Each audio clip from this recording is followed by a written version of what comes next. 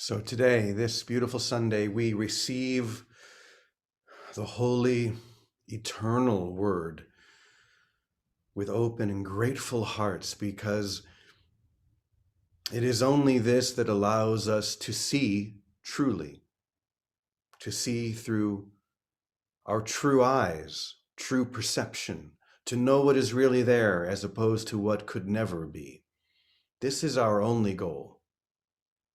So today we're going to be experiencing true perception. And what does that mean, in particular, in relation to all the events that have taken place over this past week here in the US? And people all over the world are very aware. So the question is, how do we look upon this, and how are we to be truly helpful in the midst of all this?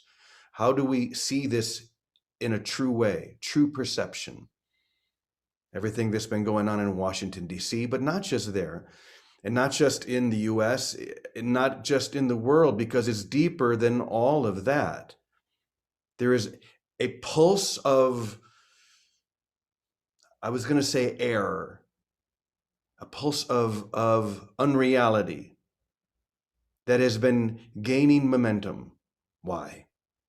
Why has this error, this momentum of unreality been increasing? Well, can there only be one answer for that? And that's because this is the time that you chose to open up your true eyes and to see everything as it really is. And of course, that shadow is going to get more impactful and darker, and it's going to assert itself. Your ego split mind is going to assert itself in ways that it never has before. And you will see that as if it's happening outside you. You will initially perceive that as if it's happening somewhere else in the world, in Washington, D.C., wherever it may be. But what it really is you waking up. That's all. You making a resolute choice to see what is true, true perception. And if we wanted to, we could talk about and look at all of these things that are going on. I got it unmuted here. Let me mute everybody. Oh, there we go. Okay. We could look at all of these events and all these terrible things that have been going on, and we could talk about Donald Trump or this or that. And it's a labyrinth that gets you nowhere. You're never going to find the answer there. There's only one place you're going to find the answer. Right here. Right within me. My willingness to see truly what is really present. And just to disregard all the rest. It's nothing more than an outpicturing of what is happening within me and my decision in this moment to awaken. It can only be that. And when we make it that simple, when we bring it into that, then everything else begins to fade away. Certainly the attachment and the electricity that we feel around all of that begins to just dissipate. Because now our focus is on the one problem and the one solution, that I have chosen to see something that is not really there. So as you know, I'm picking one or two sentences just to be the focus of our sessions, so that we don't get too locked into any sort of intellectual grasping, but that we can just allow a simple solution to emerge, but to use the inspiration that we're given through many different sources, different teachers, all pointed in the same direction at the same solution. So let me share a little bit of this. I actually have done two of them here today because they seem to be a bit of a 1-2 punch. And maybe that's what we need, the old 1-2 punch, to knock some sense into us. That's what my dad used to say. I'm going to knock some sense into you. Well, this is going to, if you allow, knock some sense into you. Okay, so here's the first. The very nature of true perception is that it has no limit. True perception has no limit. It is the opposite of the way that you see now. Think about that. Isn't the way that you have chosen to see until now, through your split reference, your identity, your split mind, isn't it that everything has a limit? And of course, the greatest limit of all that you have decided is death. Even if I were to live a happy, fulfilled, wonderful life with family and prosperity, and it all ends the same way, it all has a limit. It must end, right?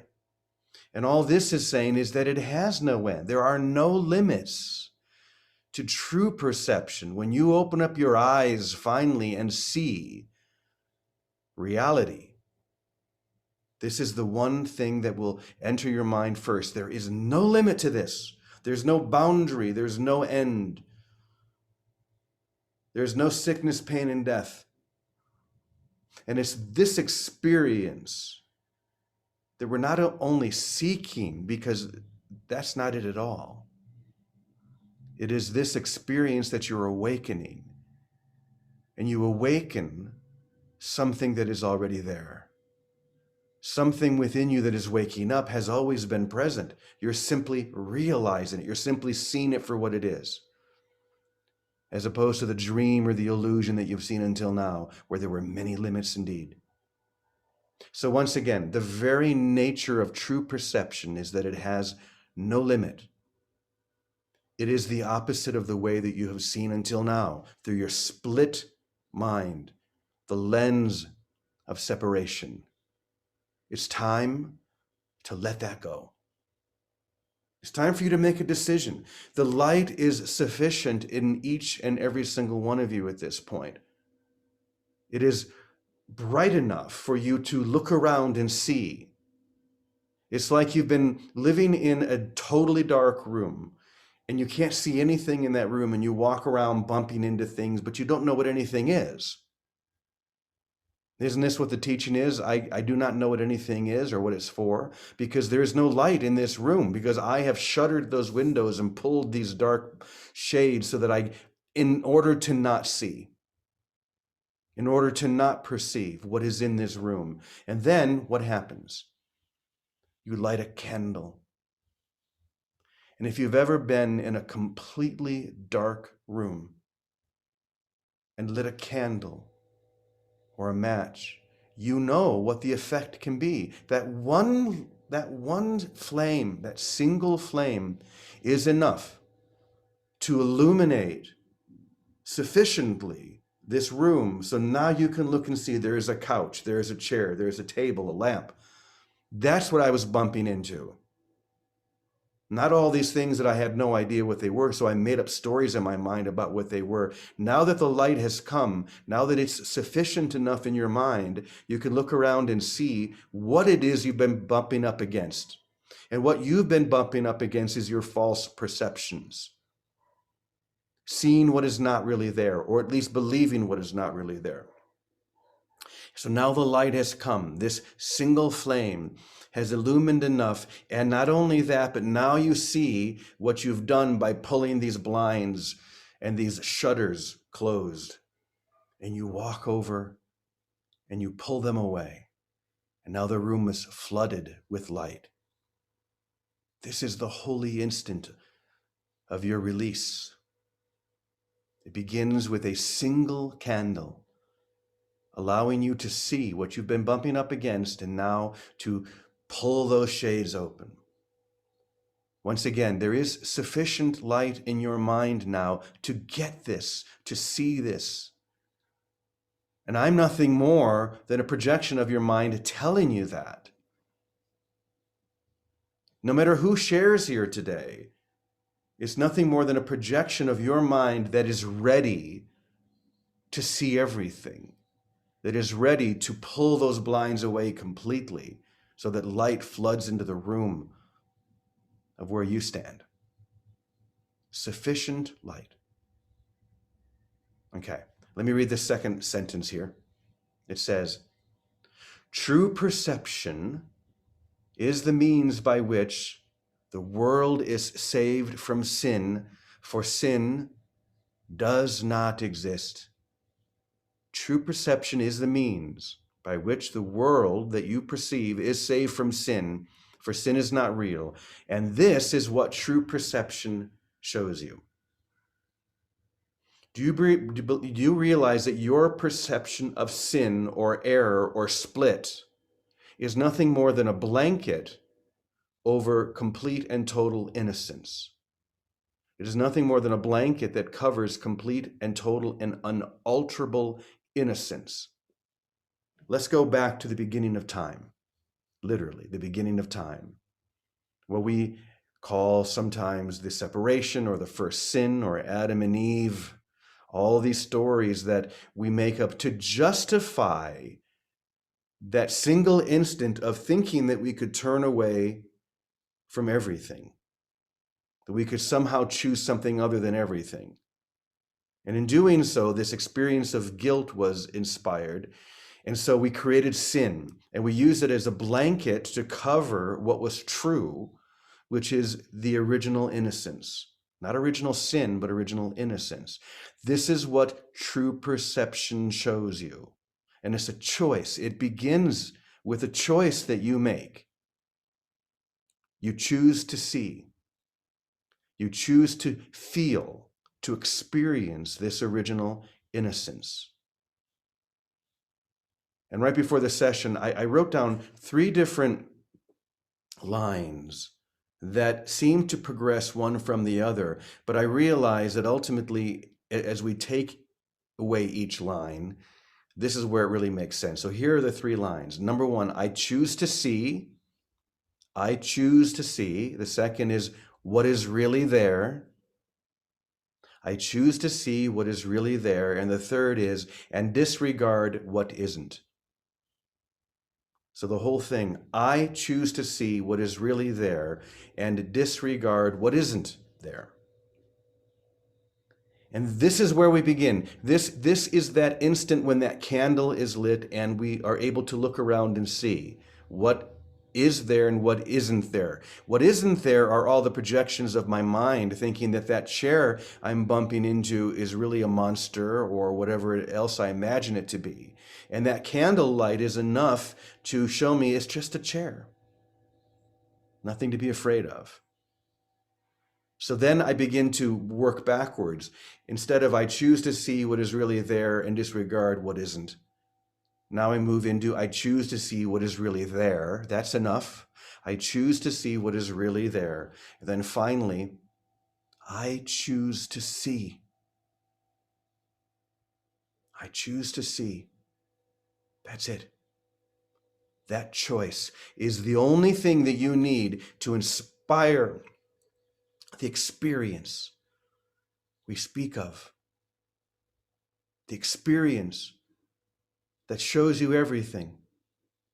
Until then, until that experience dawns upon your open mind, you will seem to be impacted by things like what happened this past week. And you'll be very concerned and you'll watch the news incessantly wondering what's going to happen next. I'll tell you what's going to happen next. It's all going to dissolve into the light because that's where we are now. Stay there.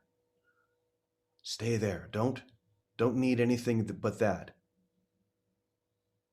I'm speaking as much to me as I am to each one of you because it's so easy to be pulled back into all of that unreal silliness. And I'm not saying that things like what happened this past week aren't something for us to look at. But what I am saying is they are certainly something for you to look through so that once again you can make the choice to see what is really there and to disregard what isn't. This is true perception.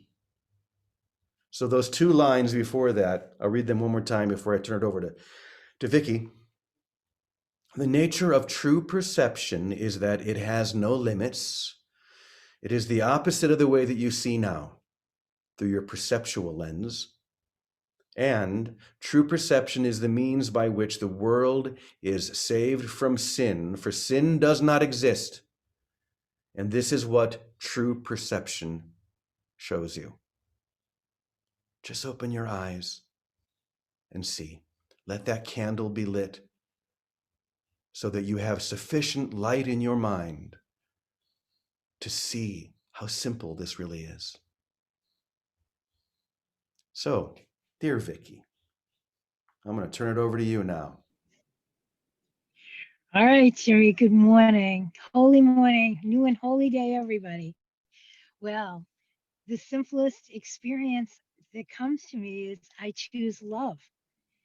Love is that non discriminate anything. There's no discernment, there's just openness, joining, receptivity.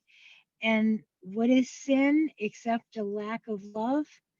And if I look and see a lack of love, it's false perception. The greatest gift I feel I've learned over the last, I guess, few years, and especially this year, with everything that's happened this year, is that it is a great relief to know I don't need to know anything. I don't need to know what anything means except that love is my only reality. It is creation's only reality. And if I want to benefit from it, all I have to do is relax into it. And where am I withholding love or seeing it withheld anywhere? And the answer is just what you were saying. It's simply not true. Now, because I don't have to understand it, I don't need to go further than that. Oh, it's simply not true. Let me go back and open to that state of love. Love, like light, is a state of being that has no definitions. I'm sitting here now in the car looking at the ocean, and it's like looking at an ocean. It's just all one state of being. It's that field of being that includes everything that comes to it. There's nothing to discern. And whatever my response might be, I'm responding to a lack of love somewhere. That's all misperception is. That's all sin is. Mm-hmm. And I want to respond with love. So I go within and I ask for the help within myself, not at the effects outside here. Those are my mirror to see where I'm still not loving or accepting within myself. And a simple prayer. Oh, I don't want to do that anymore. I don't know what it means that things seem to be falling apart. I don't know what it means. And thank God it's a relief to know that we're all embraced in love, and I know that that light is sufficient. Our minds are joined. We're all knowing that, not just one or two of us. This is the time of sacred holy brotherhood, where the mind of Christ is and light is our natural mind. We're living in the natural flow of love most of the time, perhaps not all the time, but that's all right. So what isn't most of the time and comes up as misperception isn't. So it's not a big deal. The return to sanity is simply a return to love within myself and being willing to open my eyes and say, oh, I guess I don't know what that means. That takes all the judgment away and all the sense of separation away. So if I want to look for where I need correction, I just look at where am I still holding myself apart? And I don't want to do that anymore. I want to live in the natural state of light, which is a natural state of love that extends and opens and receives and doesn't try to manipulate or negotiate or come to some solution, just allows, welcomes, and the truth is enjoys. I do not believe that I'm the only one that can say this honestly, but this last year has probably been the happiest year of my life with everything that's gone on because it really forced me to get out of my own way and to ask for true perception. It forced me because I had many around me that needed help and I wanted to be of help. So it put me in a position where I better get a real answer because none of the other stuff is going to work. And as a result, it ended up being endless happiness no matter what seems to be happening. And that's the benefit, that's the natural outpouring of love. Love is that state of joy and happiness without opposite. but we have to put our full attention on it. When my attention is distracted, then I see I'm mistaking a lack of love somewhere outside of me and thinking I'm at the effect of it. That's simply a mistake. That's all. And I return to sanity by saying, I don't know, I'm going to stop it. I'm not going to think like that anymore. Just stop it and return to love and return to, I don't know. Thank you, God, that I don't know. Thank you that our minds are joined. Thank you that we hear and feel and see one another, whether we're in bodies or out of bodies, in a state of total living, aliveness, total love, total love. Amen. Amen, indeed. Thank you. Oh, that was beautiful, Vicky. Thank you so much. I wish I was Thank you, sitting there Jimmy. looking out at the ocean with you. Yeah, right through my eyes to you. Teddy's next to you. I can hear him. Teddy, would you like to share anything? Oh, okay.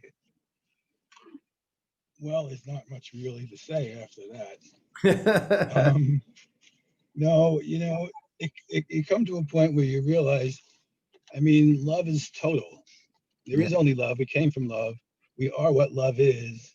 And the worst that could happen is that we're just errant as to how to express the love.